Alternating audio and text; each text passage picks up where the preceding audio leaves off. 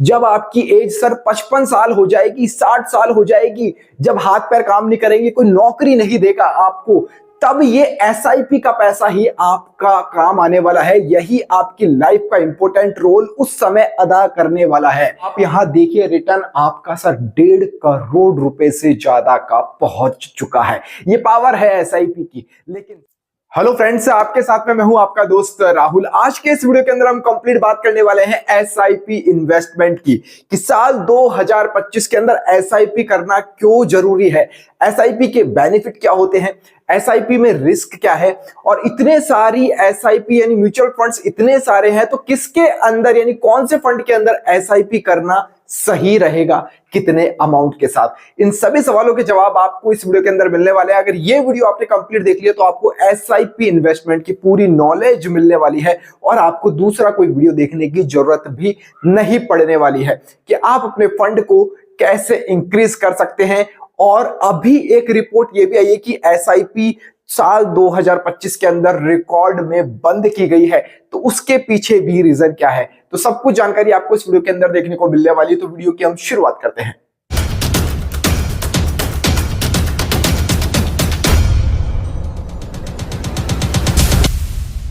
देखिए, अब सबसे पहले बात एसआईपी की करते हैं कि एसआईपी इन्वेस्टमेंट करना क्यों चाहिए और होता क्या है।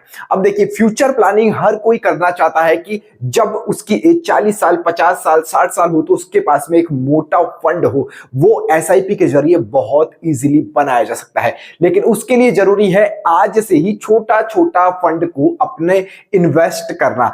अब देखिए, इन्वेस्टिंग के बहुत सारे सोर्स हो सकते हैं। आप एफडी कर सकते हैं, आप गोल्ड में कर सकते हैं, आप कोई जमीन ले सकते हैं, लेकिन अगर छोटे छोटे अमाउंट को आपको इन्वेस्ट करना है और एक बड़ा कॉर्पस तैयार करना है तो एसआईपी ही एकमात्र विकल्प बचता है। अब देखिए, आप म्यूचुअल फंड के अंदर अपने पैसे को इन्वेस्ट करने वाले हैं। अब इतना तो मैं अज्यूम करके चल रहा हूं कि आपको पता होगा कि म्यूचुअल फंड का जो पैसा है वो बल्क में कंपनीज के अंदर 50, 100 एक साथ कंपनीज के अंदर आपका पैसा इन्वेस्ट होता है। अब म्यूचुअल फंड के अंदर एक होती है एसआईपी यानी सिस्टमैटिक इन्वेस्टमेंट प्लान। आपकी हर महीने एक सर्टेन अमाउंट जो आप डिसाइड करते हैं, लाइक 5,000, 3,000, 1,000 रुपए, वो आपके हर मंथ बैंक से डिडक्ट होते हैं और म्यूचुअल फंड के अंदर इन्वेस्ट हो जाते हैं। और लमसम के अंदर आपके पास में एकमात्र, जैसे आपके पास में 5 लाख या 10 लाख रुपए है, आप एक बार में इन्वेस्ट करना चाहते हैं तो वो लमसम के जरिए भी आप म्यूचुअल फंड के अंदर इन्वेस्ट कर सकते हैं।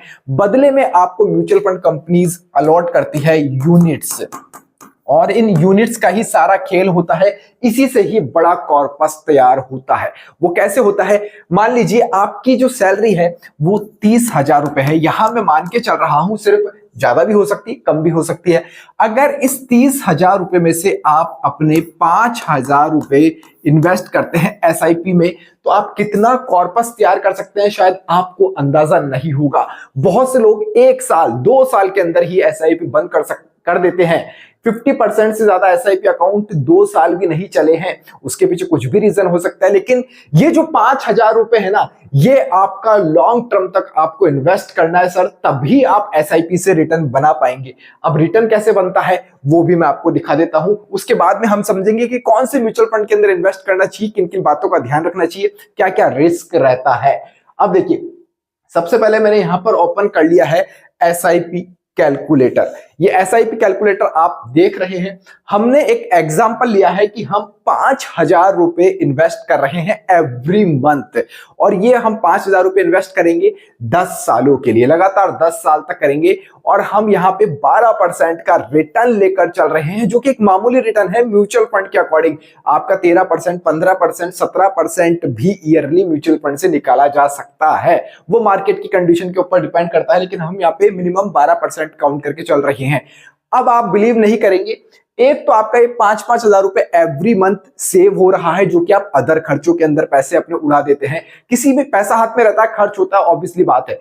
अगर ये 5,000 रुपए अगर आप एसआईपी आपकी डिडक्ट हो रही है, कट रही है, तो आप मानेंगे नहीं, आपका जो इन्वेस्टेड अमाउंट है वो सर 6 लाख रुपए चला जाएगा 10 सालों के अंदर। और इसके ऊपर जो रिटर्न बनेगा वो 5,61,000 रुपए आपका रिटर्न बन जाएगा। यानी टोटल जो आपका पैसा है वो 11,61,000 रुपए आपका बन जाएगा। लेकिन यहां पर एक बात मैंने आपसे छिपाई है, वो ये बात है 10 साल तक नहीं करनी है गुरु एसआईपी, 10 साल तक नहीं करनी है। एसआईपी का मजा जो है वो 10 सालों के बाद ही शुरू होता है। कैसे शुरू होता है? अब देखिए, इस 10 साल को मैं बढ़ाऊंगा, रेट ऑफ इंटरेस्ट नहीं बढ़ा रहा हूं, अमाउंट भी नहीं बढ़ा रहा हूं, केवल साल बढ़ा रहा हूं। यहां 10 से मैंने कर दिए हैं 15 साल। अब आप यहां गौर करिए, रिटर्न के ऊपर गौर करिए। आपका 6 लाख रुपए की जगह सर आपका जा रहा है 9 लाख रुपए, यानी 9 लाख रुपए आपके इन्वेस्ट हो रहे हैं। रिटर्न जहां 5 के आसपास था, 5.60 के आसपास था, अब रिटर्न आपका 16 लाख रुपए पहुंच चुका है सर। और ओवरऑल आप रिटर्न देखोगे तो आपका जो रिटर्न है सर 25,22,000 रुपए तक पहुंच गया है अगले 5 सालों के अंदर ही। अभी रुको और थोड़ा सा मैजिक दिखाता हूं। अभी ये 15 सालों के लिए मैंने बताया है, अगर आप इसको सर 15 साल और 5 साल और बढ़ा देंगे, यानी 15 से 20 साल कर देंगे। मैंने अमाउंट नहीं बढ़ाया, रिटर्न का परसेंटेज नहीं बढ़ाया है, लेकिन इन आने वाले 5 सालों के अंदर ही कितनी ग्रोथ आपने कर ली है वो देख लीजिए। अब आपका जो पैसा है 10 साल के अकॉर्डिंग 6 से सीधा 12 हो चुका है, क्योंकि आपने 20 साल कर दिए हैं। लेकिन आपका रिटर्न यहां देखिए सर, तकरीबन 50 लाख रुपए का अमाउंट आपका बन चुका है 12 लाख रुपए से। अगर आप इसको यहां से भी बोले नहीं मैं तो 20 साल की एज है सर, अभी 25 साल की एज है, मैं 25 साल तक इसको और खींच सकता हूं। अगर आपने इसी अमाउंट को सर 25 साल तक खींच लिया ना, इस 5,000 रुपए की एसआईपी को, तो आपके पास में सर तकरीबन 95 लाख रुपए हो जाएंगे, यानी 1 करोड़ के पास में आप अमाउंट में पहुंच जाएंगे। अगर ये रिटर्न 12% की जगह अगर 13% भी हो गया, 14% भी हो गया, मैं लेकर चलता हूं कि ये 15% हम इसको करके देखते हैं। अगर 15% आप निकाल पाते हैं रिटर्न, अगर आपने 15% निकाल लिया, वो कैसे निकालेंगे, कौन सी म्यूचुअल फंड निकालेंगे, सब कुछ प्रैक्टिकली मैं करके बताने वाला हूं आपको इस वीडियो के अंदर ही। प्रैक्टिकल एसआईपी करके बताने वाला हूं।